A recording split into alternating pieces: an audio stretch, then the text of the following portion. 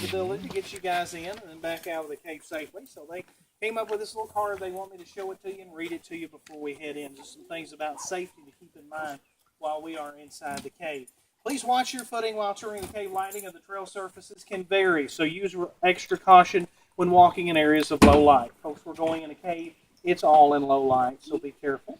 Cave trails are marked, but can be uneven and may be wet in some places, so use the handrails and be careful of low-hanging rocks. We have what I call wishing rocks inside the cave.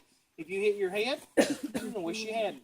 Stay on the trail at all times. Do not sit, climb, or step on any of the rocks marking the trail edges. We've got lots of youngsters with us this afternoon. Parents, grandparents, chaperones, please don't pick up the little people and put them on rocks to take a picture of them. It's not a good idea. Those rocks could teeter with them. They could fall off a 50-foot cliff and wouldn't even be in the picture. Walk together as a group or family unit. All children under the age of 16 to stay with the adult chaperone that made them come to Mammoth Cave, within an arm's reach. If the lights go off in the cave this afternoon, it's so dark you cannot see your hand in front of your face. When that happens, we have a tendency to reach out and grab the person in front of us. Hopefully, when the lights come back on, that will be someone that you know. Stop walking when using still or video cameras. If you brought your camera along with you, you're welcome to use it. Please stop walking, take your picture, and move on. Please also make sure that the flash is turned off. No flash photography. That's for our safety. Please don't walk through the cave looking through the viewfinder or at the digital screen. And, just make sure that you stop walking. If you're distracted, you could miss a low-hanging rock. You could fall into the bottomless pit. You'd probably damage your camera. Visitors who want or need to walk a little slower, come to the front of the group with me. I'll be setting the pace up front.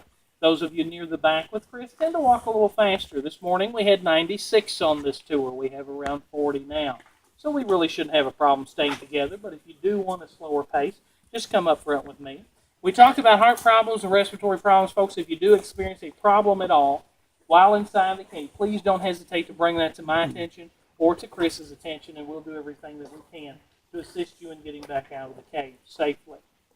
Folks, in 18 years of guiding tours, I have never left anyone inside Mammoth Cave on purpose. And I don't want to do that today. So stay together, be good, help each other out. Housekeeping, anything that goes in needs to come back out. Ticket stubs, candy wrappers, small children, your spouse, bring them back out.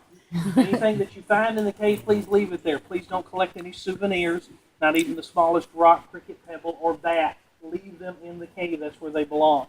We have huge, ferocious, blood-sucking bats here at Mammoth Cave. They are almost the size of my thumb, full grown. They look like little fuzzy brown chicken nuggets stuck up on the wall of children. They look cute and cuddly, however, they are not. Please don't touch a bat if you were to see one. One bat could fly out of the cave this evening and consume as many as 1,000 mosquitoes an hour. So we love our bats here at Mammoth Cave. And at the end of our tour, once we are dropped off at the hotel, we're going to walk over a little spongy mat to sterilize our shoes in defense of the white nose syndrome. We'll talk more about that before our tour ends. Please don't use any tobacco products inside the cave. Please do not eat or drink other than bottled water. If you have water, you're welcome to drink your water on this tour. Folks, we're about to go into a man-made opening, and I tell you what, if you're in the middle of the woods looking for a door, you're not going to find one any better than this. This entrance was blasted into this huge bowl-shaped depression that we're standing in. We call this a sinkhole here in Kentucky, and there are thousands of sinkholes in this area of the country, and this is how water gets into Mammoth Cave. If you guys were here about a month ago with Chris and myself, you would have seen 4 waterfalls coming over the lip of this sinkhole. During and just after rainfall, water's funneled into thousands of these and then straight down into the cave system. So just like your sink at home in your bathroom or kitchen, we're standing in the bowl of that sink here on the surface. And as we enter the cave, we're going to be going down the drain pipes.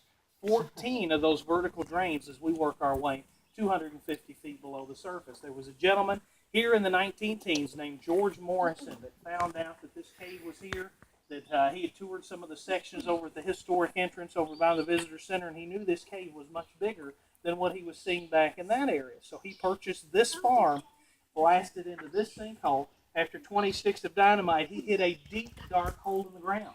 Now, George Morrison was a pretty brave man, so after he looked down into that hole, he tied a rope on his nephew and lowered him down into that hole, and we're going to see what they found. 1921, this entrance was first opened to the public. The first 30 feet are man-made. After that, we're going to be in natural cave. Thank you, Chris. You're welcome, sir.